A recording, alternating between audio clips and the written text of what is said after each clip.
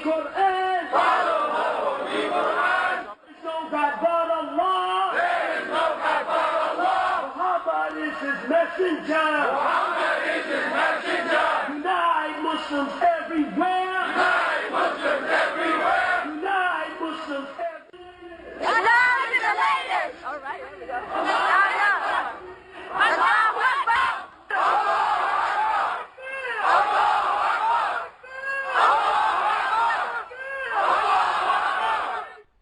Muslims who come to the United States and come to Western Europe with an idea that Sharia is the law of Allah, they look upon our freedom of religion, and they look upon the fact that non-Muslims are in power in the United States and in Western Europe, making laws, and making laws not on the basis of the law of Allah, but on the basis of consensus and free elections. They look upon all that as a manifestation of jahiliyyah, or unbelief, the pre-Islamic period of ignorance, as the times in any nation's history before it became Muslim is referred to. So that you have Pakistan and Iran and so on, they refer to the period of their history before they became Muslim as the period of jahiliyyah. They also will consider the United States and Western Europe to be in periods of jahiliyyah today. And many Muslims coming into the United States and Western Europe will work to establish Islamic states here on the basis of the idea that the secular state and the state based on elections has no legitimacy. And you don't have elections about the law of Allah. You simply obey what God says.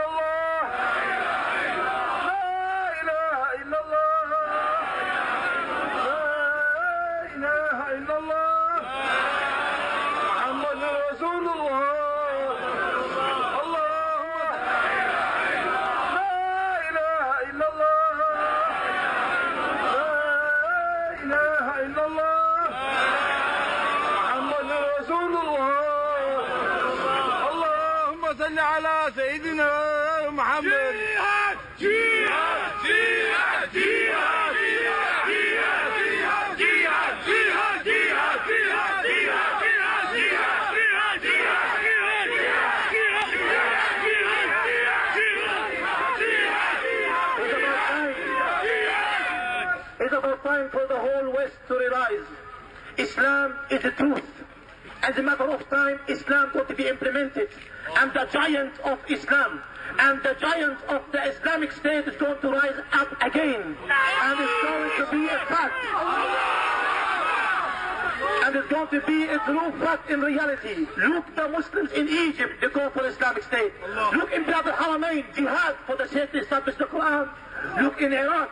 Look in Afghanistan, in Uzbekistan, in Pakistan, even in Europe, people calling La ilaha illallah, Muhammad Rasulullah.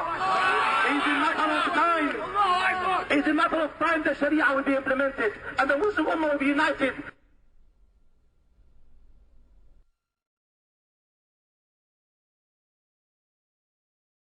The most important thing that the West needs to know about Islam today is that it has a political character, and that it is not simply a religion, but it is a religion or a belief system that mandates warfare against unbelievers for the purpose of establishing a societal model that is absolutely incompatible with Western society.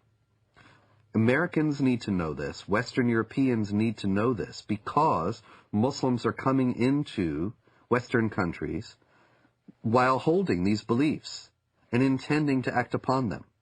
They are the motivations behind modern terrorist activity, and they are the goals of millions of Muslims in the United States and around the world. We need to know this so that we can protect ourselves. But unfortunately, because of political correctness and because of media and general government unwillingness to face the sources of Islamic terrorism, these things remain largely unknown. Islamic fundamentalism is a sleeper cell in America. A good point, a good case in point, is the story of Saladin. Saladin is a great hero in Islam. Saladin was the one who defeated the Crusades. There was a treaty that's supposed to be happening between the Crusades and Saladin. And the story goes as follows. The Arab mediator came to Saladin and said, the Quran says that if they concede to peace, then concede to it. Which means that if the enemy wants peace, let's have peace. Which is a verse you can find directly in the Quran.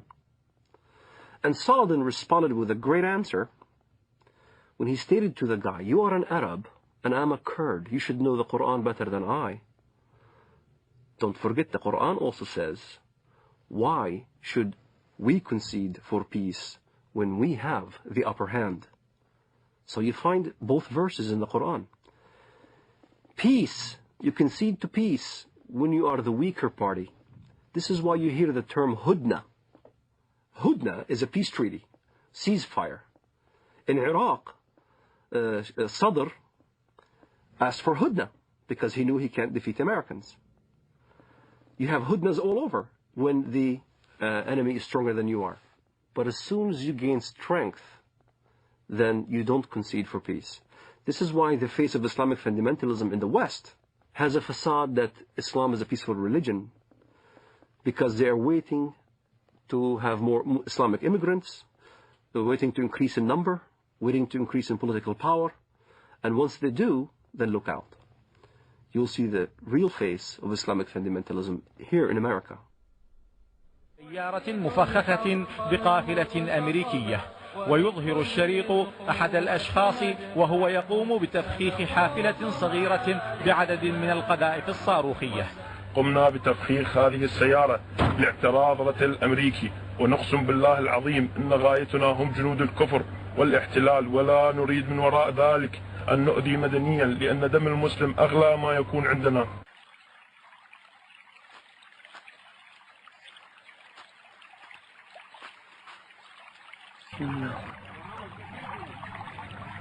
الله أكبر الله أكبر الله أكبر الله أكبر الله أكبر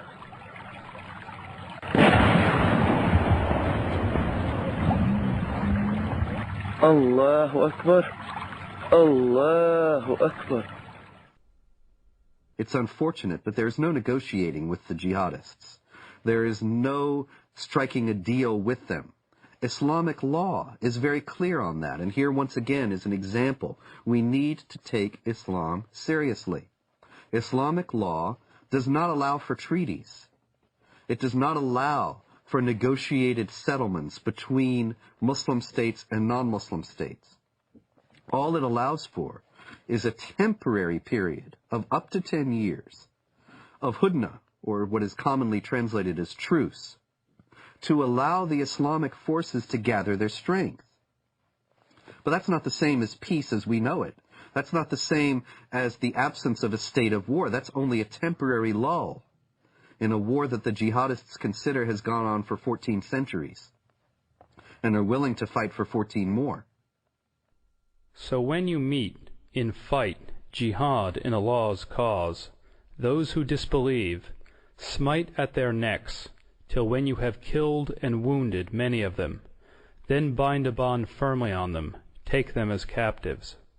Thus you are ordered by Allah to continue in carrying out jihad against the disbelievers till they embrace Islam, are saved from the punishment in the hellfire, or at least come under your